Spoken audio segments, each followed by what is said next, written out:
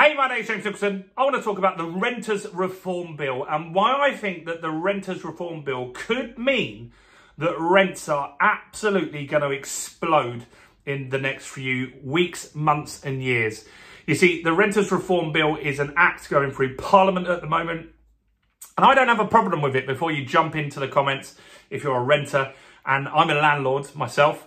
I don't have a massive problem with it. But I do see from speaking to hundreds of landlords, probably thousands of landlords, some of you watching this channel, that it is having a big impact. It is making landlords leave the market, which in turn pushes up rents. I do think that this is a big problem. I want to address that in this video, what we could potentially do about it.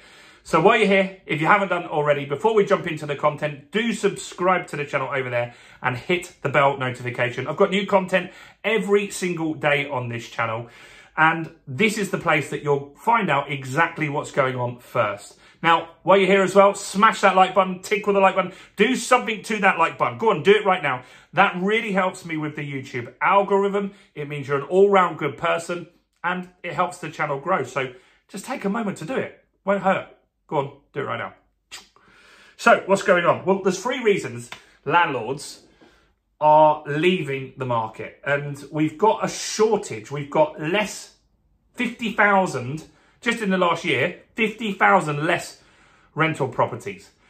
That's crazy. You think in that time how much the population has grown, and some of that through immigration. Those people are definitely not buying houses. They're going to need to rent a property. And that means that we just don't have enough rental stock. So some people in the comments are going to say, well, landlords are scum. Landlords are terrible people. We want to get rid of the landlords. Now, maybe some landlords are scum, and maybe we do need to get rid of some landlords. There definitely are some bad landlords. But not everybody wants to buy a property. Some people like the flexibility of moving. Some people just can't buy a property. Maybe they've got terrible credit or they're just not good at paying bills, right? That could be another reason. And so they just want a rental property. But what would happen if all the landlords quit is you'd get the councils potentially run the properties. If you look at a council rental, they are generally not great, right? Or you're going to get the big corporations, and that's the you'll own nothing and be happy side of things that people talk about. The big lenders are saying that they want to be big landlords. Lloyds don't hide that. They say we want to be UK's biggest landlord. But what they will do is take over these huge tower blocks, or they'll build huge lifeless tower blocks. There'll be tiny little cubes that you'll barely fit in, that you'll be able to hear the person whispering. And if you have a maintenance issue, you'll be waiting weeks or months to get that resolved. They're generally, those big buildings, not that great to live in. So is that what you want? Well, maybe that is what you do want. And that's maybe what we're going to end up with, because landlords are leaving. And these are the reasons why. First, in the Renters Reform Bill, a lot of landlords are worried about something called Section 21. That's a no-fault eviction. That means for any reason, you can get your property back. Now, why is that good for landlords and not so great for tenants? Not so great for tenants because some landlords unfairly just use it to move someone on and get someone in at a higher rent. That does happen. I'm not disagreeing with that, right?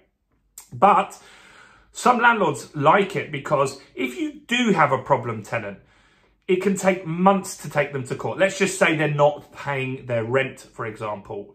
They could string it out. You might wait 6 months, 8 months, 9 months, a year to go through the court process.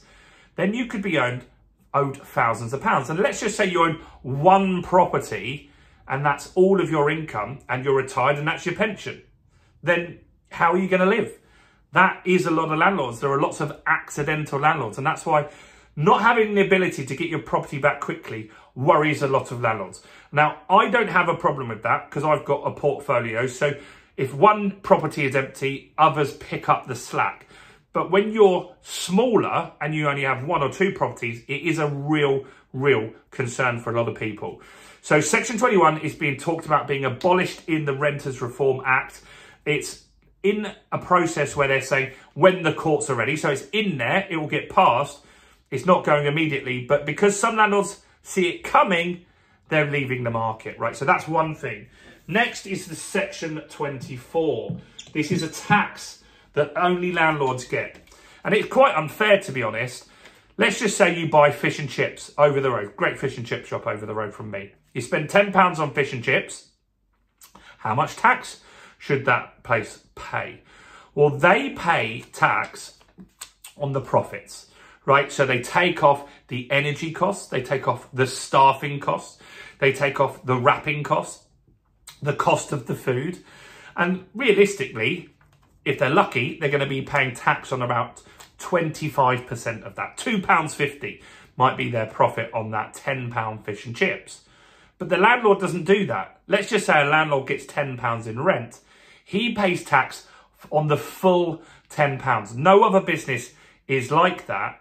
And let's just say that landlord is a higher income earner. That means they might pay close to 50% tax. So out of that £10, they're going to pay £5 in tax. Whereas the fish and chip shop owner is going to pay 20% of the £2.50. So they're going to pay 50 pence in tax out of £10.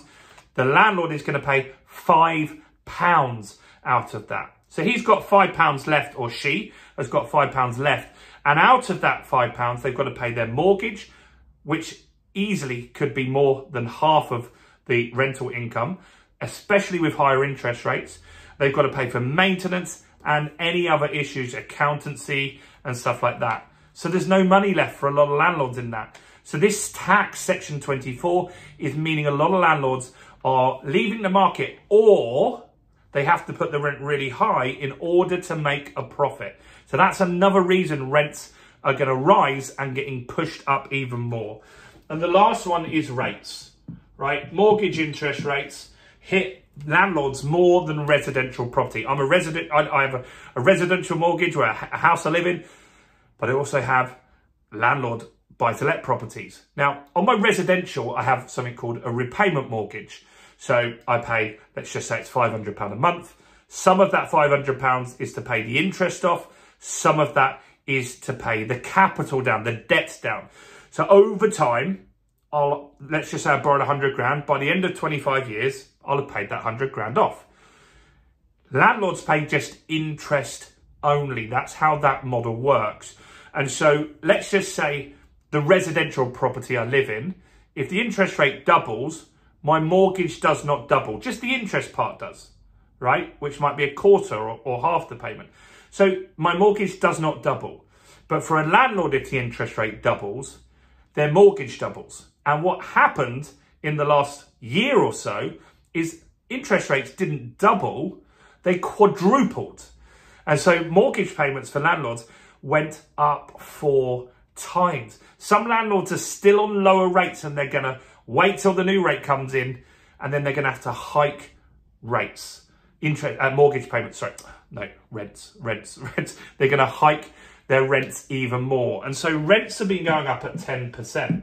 Landlords' profits have been going down significantly, to the fact that some make zero out of this.